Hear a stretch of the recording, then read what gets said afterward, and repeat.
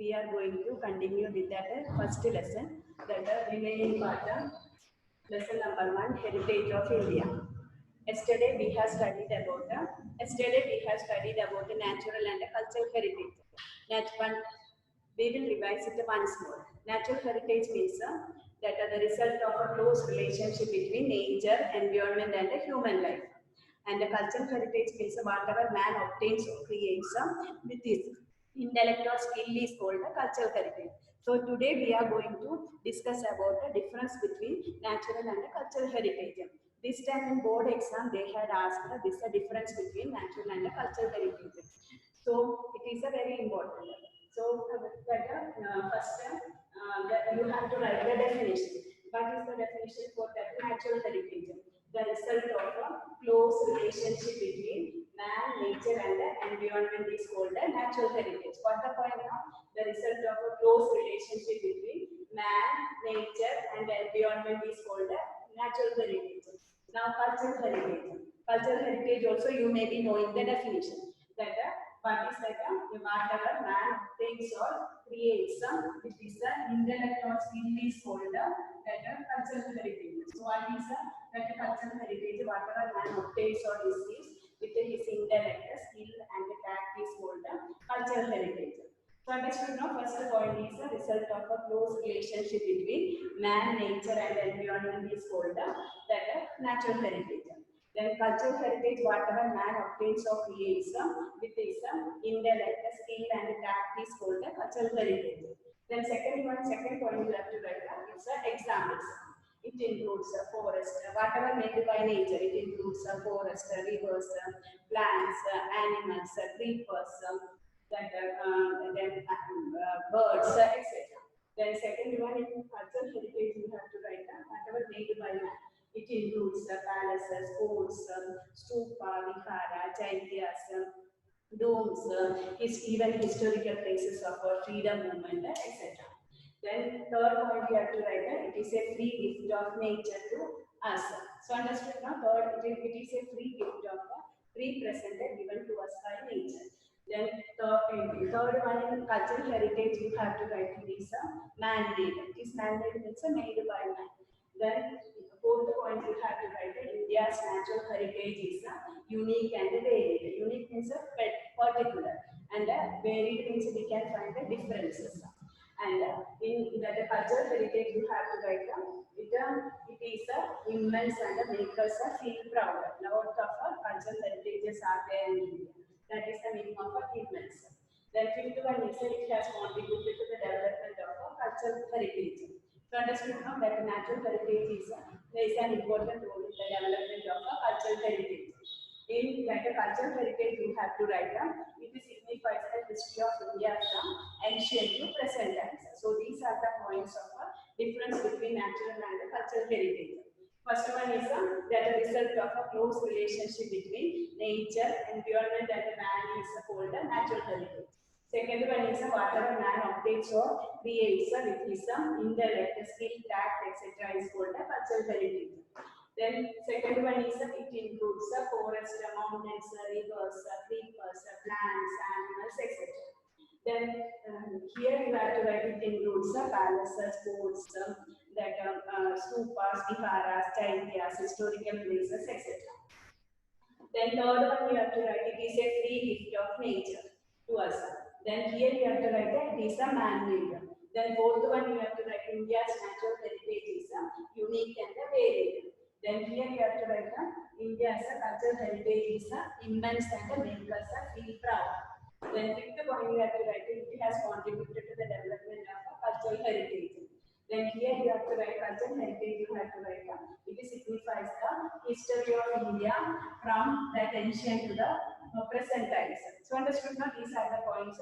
If for 2 marks they are asking you have to write 4 points. Okay, I have given 1 extra point. So that according to the choice you can do. Then next one we are going to study about the cultural heritage of Gujarat. In Gujarat also we can see that so many cultural heritage places are there. That some of them are so the cultural heritage places of India, Gujarat is divided into that 4. Then into that 5. Which are the cultural heritage of Gujarat? That point wise I have explained. First one is that Gujarat has a basis of a cultural, legendary, archaeological importance. Cultural means it is made by man. Legendary means it is related to that legends or stories. Then archaeological means because of earthquake or some tectonic movements, some of the monuments they have gone under there. And the archaeologists, that is scholars who are studying about it, they are doing excavation. That and then they are finding out the places. So that those places are called the archaeological. In Gujarat also we can see that so many archaeological places are there. So cultural heritage of Gujarat. Gujarat has so many cultural heritage places. Then you have to write down. First one is the places of cultural, legendary, and archaeological importance. Then which are the first one is a Lothal. In objectives also they will ask Lothal where it is situated. Lothal in Dholka, then Pur in Surendranagar, Dholavira in Kutch, then Rojri and Srinathgarh in Rajkot. So which are the places of a cultural, legendary, and archaeological importance in Gujarat? First one is a Lothal, where it is situated in Dholka. Then second one is a Rampur, where it is situated in Surendranagar. Third one is a Dholavira, where it is in Kutch. It is archaeological place. Then Rojini and Srinathgarh, it is in Rajkot. Then second one is that places of historical importance. Historical importance means it is related to the history or story of India. History means it is studying about the story of country, story of people, so story of tribes, like that. So places of historical importance of India. First one is a Victory Tower, where it is situated. It is situated in Vatnagар. Then second one is a stone inscription of King Ashoka. In ancient time, that means books were not there. So when that Emperor Ashoka was ruling our country, our means ruling India, during that time, in order to give information to the people, order to the people, he used to write on that stones with that pointed nails or that become that pointed stones or pointed sticks, nails, etc. That is called the stone inscription of a King Ashoka. Then Sun Temple of Modera. All this you have to write and learn in detail later. So Sun Temple of Modera. Then fort and the gates of Champani. Then Rudra Mahalaya, which is at Siddhapur. Then that is Jama Masjid in Ahmedabad. Then Mansar Lake, etc. So understood now? Mansar Lake is in Vidamga. Then Sahasraling Lake at the Pata. Then that Raj Mahal at Vadodara. Tomb of Muhammad Khan. Then Parsi Adyani. Tomb of Muhammad Khan and Parsi Adyani in Navsari. So first one, cultural heritage of Gujarat. You have to write the introduction. Gujarat also has many cultural heritage places. So the first one is places of cultural, legendary, archaeological importance. First one is Lothal. It is in Dholka. Then Rampur in Surendranagar, Dholavira in Kutch, and Rojri and Srinathgarh in Rajkot. Then second one is places of historical importance. That is a Victory Tower in Vatnaggar, stone inscription of King Ashoka, Sun Temple of Modera, fort and gate of Chambani, then Rudra Mahalaya of Siddhapur, Jama Masjid of Ahmedabad, Mansar Lake at Vidamga, then Julta Minara, then Jama Masjid, Siddhi Sayyid in Jali, Hathi Singh Darasa, they are at Ahmedabad. Then Saswari Lake at Patan, Rani Baba, then the tomb of Muhammad Khan and Jain Darasa. They are at Navsari. Then third one is the places of a pilgrimage. Pilgrimage means so many that temples, hermitages are there. People are going over there to see these places. So that is called a pilgrimage. One who is visiting, you may be knowing Yatra saying no, that is that a pilgrimage. Which are the first one is a Dwarkadish and the Sarda Pit of Jagadguru Adi Shankara. It is in Dwarka. Then second one is a Jyotirlinga, that is in Ahmedabad. Then next one is a Ambaji Temple. That Bahujargi Temple. They are Ambaji Temple, Bahujargi Temple. They are in Mehsana. Then Ranjotrai Temple. It is in Dapur. Then Samblaji Temple. It is and the Mahakali Temple. Then Meera Data, temple of Unava. They are in Mehsana. So these are the places of a pilgrimage. That is Dwarkadish temple and Sarda, the feet of Jagadguru Adi Shankaracharya, where it is situated in Dwarka. Jyotirlinga, that is Somnath. Then Ambaji temple and the Bahujarji temple at the Mehsana. Ambaji temple and the Bahujarji temple, where it is situated at the Mehsana. Then Ranjotrai temple, where it is situated Dapur in Kheda. Then that Shamalaji temple, Mahakali temple in Pavapet. Then Neeradatta temple, temple at Unava, Mehsana. Then Palitana, in Palitana, Jain temple started. Then next one is fourth one is festivals. Different festivals. You may be knowing that in Gujarat different types of festivals are celebrated. Some of the important festivals are celebrated in Gujarat. First one is a Polo Forest. Polo Forest it is celebrated in Vijayanagar. Then Kite Festival. It is celebrated in Kankaria. Kite Festival and the Kankaria Festival they are celebrated in Ahmedabad. Then Tanali Festival it is in Vatnagar. And the Northern Dance Festival it is performed in that Madeira. So these are the most important festivals of Gujarat. That festival, which are the festivals of Polo Forest in Vijayanagar, Kite Festival and the Kankaria Festival in Ahmedabad, Tanali Festival in Vatnagar, then the Northern Dance Festival in Madeira. Then fairs. Fairs means that Mela which are the famous fairs of Gujarat. Ranolsa. It is held in culture. Then that Kartik and Modera, then also then Modera, then that Kartik Punam, then Bhavna fair, that the Bhavna fair, they are important fairs held in Gujarat. Then that Jain and the Buddhist caves are also there in Gujarat. They are at Vatnagar, Taranga, Hambalila, Shamlaji, Koteshwar, Talaja, Dang and Jagadri. So understood now these are the cultural heritage places of Gujarat. First one is Gujarat has so many cultural heritage places. First one is places of cultural, legendary and archaeological importance. First one is Lothal in Dolga, then Surendranagar, Dolavira in Kutch, Rojni and Srinath in Rajkot. Then places of historical importance. That the Victory Avenue, Vatnagar, stone inscription of King Ashoka, Sun Temple of Modera, Fort and the City of Champani, Rudra Mahalaya of Siddhapur, then Sri Sayali, Jali, Jama Masjid at Ahmedabad, Mansa Lake at Virangam, etc.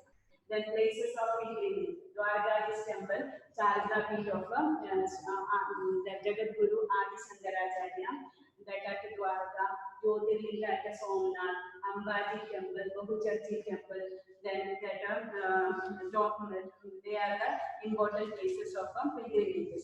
Then festivals, that a Polo Forest is celebrated in that Vijayanagar, Kite Festival and the Kankaria Festival at Ahmedabad, Tanali Festival at Vatnagar, etc. Then which are the fairs held in Gujarat? Ranotsav in Kutch, Modera Kartik Punam, then Bhavnath Fair, Bauta Fair. They are the most important fairs of held in Gujarat. Then last one is a Jain and the Buddhist caves. Then we can find the Jain and the Buddhist caves in Vatnagar, then Taranga, Kambalida, Shamlaji, Koteshwar, etc. So understood now that. Now you take your textbook and open your textbook and write all this question right in your textbook. It is also very important. Explain that cultural heritage of Gujarat. Then the places having that you have to write that Gujarat has many places of a cultural heritage. That is the introduction you have to write. Then you have to write underline that then number one right over there, then underline like this. The places having cultural, legendary and archaeological importance. Then you write put a dash and underline that Lothal in Dolka Taluka, then Purin Limdi Taluka in Surendranagar district, Dolavira in Kutch district, Rojri or Srinath in Rajkot district.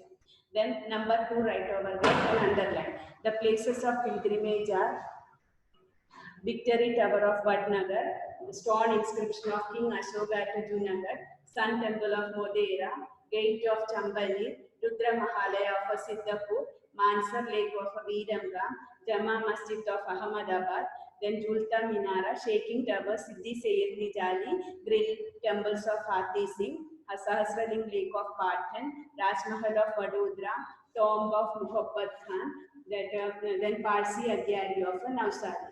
Then number 3 right over there, then underline places having religious importance. Then in that underline Dwarkadish temple of Dwarka. Like this heading you have to underline, then you have to explain it. That is the Chadra Peeth of Jagat Guru Adi Shankaracharya. Then Somnath temple, one of the 12 Jyotirlingas. Then Ambaji, North Gujarat, Banaskantha district. Bahucharji, Mehsana district. Ranjotrai temple, Kapur, Kheda district and Shamlaji, that Aravalli district. Then underline heading underline that well-known religious, social and tourism-oriented places. Underline that a polo forest that you can write over there. Festivals you are right over there. Then underline polo forest. Vijayanagar, Sabarkand, it is celebrating in Sabarkanda district, Kite Festival, Kankaria Carnival in Ahmedabad, Tanari Festival in Bhatnagar, Northern Dance Festival at Modera, Ranmotsav in Kutch, etc. The tourist places of a Jain and a Buddhist. That also I have given that then underline that Jain and not to underline this from here you have to underline tourist places of a Jain and that Buddhist underline. Then underline Patnagar, Taranga, Kambaliya, Shamlaji, Koteshwar, Talaja, Dam and Jagadia. The next one for objectives they are asking the questions that which are the fairs held, when it is held, and that place also it is explained. So in MCQ only, they means MCQ objectives, fill in the blanks, match the following they are asking. So varied culture of Gujarat is seen in many places. We have seen different types of cultures we can find in Gujarat. That hence fairs having traditional means some of the fairs they are means in sages that they are that they held that fairs, and then some are related with the religion and held some important fairs. So these are the important fairs of Gujarat. First one is a Modera fair, and Modera, where it is situated in Mehsana district. So Modera fair when it is held the third week of January. Then second one is a Bahucharji fair, and where it is held in Mehsana. Bahucharji place it is situated in that Mehsana, and when it is celebrated Chaitra Sudha Purna. Then third one is a Shamlaji, that is a Thakurji fair, and where it is a Shamlaji, where it is situated in Aravalli district.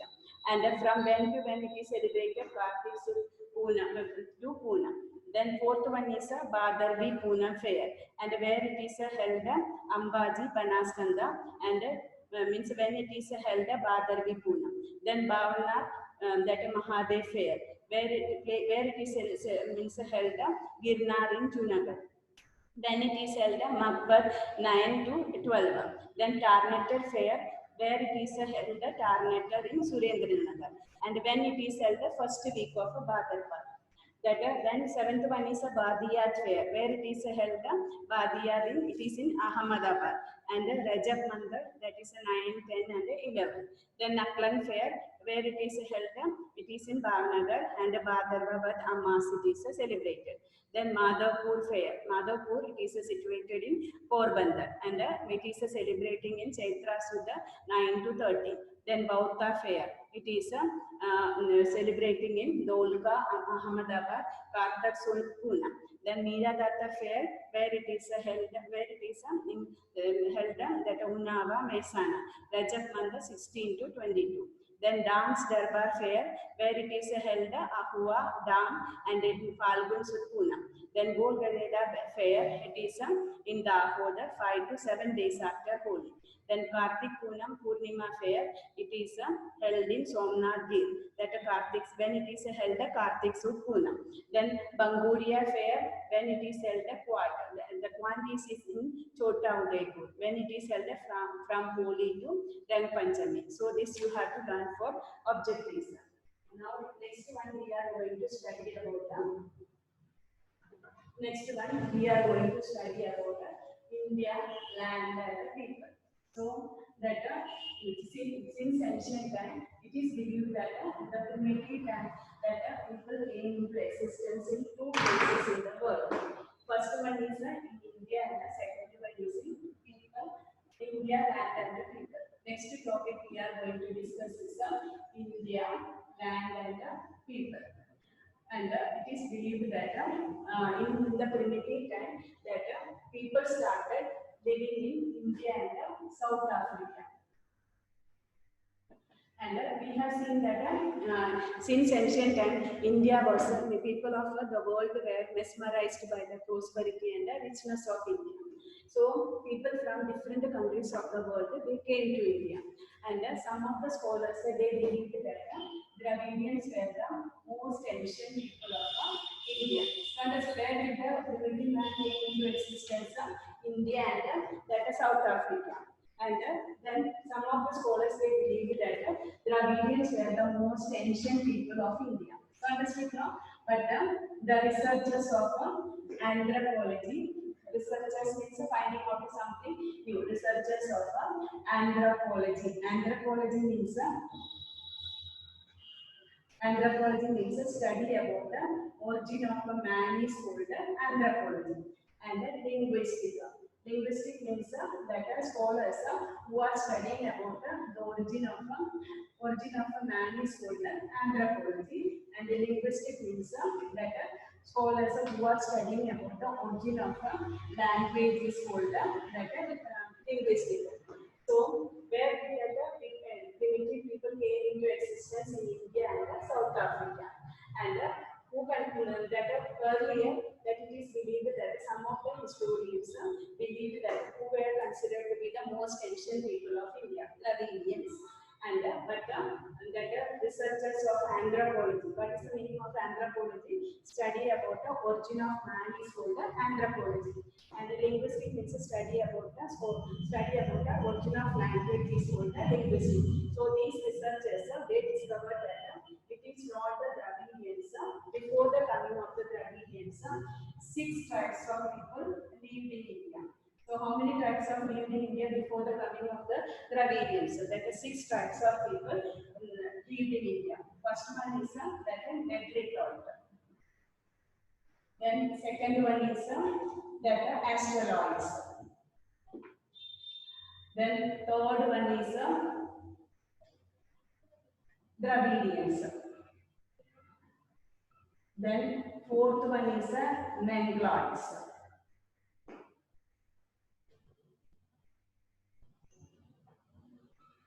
Mangaloids. Then fifth one is other tribes. Fifth one is other tribes. And the sixth one is Aryans. So understood now? In that one of the board exam they had asked how many tribes of people live in India? 6 tribes of people live in India. Who are they? First one is Negritoid, then second one is Asteroids, then Dravidians, then Mangaloids, other tribes of people. Who were the other tribes of people? They were Alpines, Dinaric, and Armenoid. So understood now these are, and the last one is the Aryans. So you have to say the introduction. I am going to ask you the question. You try to say the answers. That who were the people? Means in the primitive land where did the people started settling in that India and South Africa. Where did the primitive man come into existence? India and South Africa. Earlier, what did the historians believe? Who were considered to be the most ancient people of India, Dravidians. But who proved that it was wrong? That the researchers of anthropology and linguistics. What is the meaning of anthropology? Study about the origin of man is called anthropology. And what is the meaning of linguistics? Study about the origin of language is called linguistics. So, and what did they discover? They discovered that before the coming of the Dravidians, 6 types of people came into existence. Who were they? How many types of people lived in India? 6 types of people lived in India. First one is a Negritoid, second one is Asteroids, third one one is a Dravidians. Fourth one is Mangaloids. Fifth one is other tribes like the Albans, Dinaric and Armenoids. And the sixth one is Aryans. So understood now? These were the 6 types of people who came into existence. Then next one, first one, that this also that they have asked me that board exam. Describe the physical features of that negroids. Describe the physical features of a negroids. Physical features is how they look like. But you have to write the answer full. Whatever is about the negroids, that full sentences you have to write. Negroids, you have to write the first point that they were considered to be the most ancient people of India. Second one is that they were also known as the Hapsi people. So understood now? First one, what you will write to describe the physical features of a negroid. First one you have to write down. First point is that they were the most ancient people or inhabitants of India. People who lived in a country is called inhabitants. So first point you have to write down. They were the most ancient inhabitants of India. Second one, they were also known as the Hapsi people. Then third one, from where they came to India. They came from Africa via Balochistan to India. So understood now, Balochistan now it is in Pakistan. So from where they came to India from Africa via Balochistan. Then via means by the way of Balochistan. And how they were looking like them. They were black in color. Means their complexion means the color of the skin is black. Then they were short in height. Short in height means they were 4 to 5 feet like that. And they had a curly hair. Curly hair means their hair, no? That are like the Negroes you must have seen in the TV all that, no? Like that. Curly hair means saying, no? Like that. They had a curly hair. So this much you have to write about the negritoids. What we will write the first, describe the physical features of a negritoid. What is the first point we will write? That they were the most ancient inhabitants or people of India. Second one, you have to write they were also known as the Hapsi people. Third one, you have to write they came from Africa via Balochistan. Fourth one, you have to write how they were looking. They were black in color. They were short in height. Short in height means 3 to 4 feet like that. And they had a curly hair. So today I am stopping here. Then that remaining I will explain to in the next video.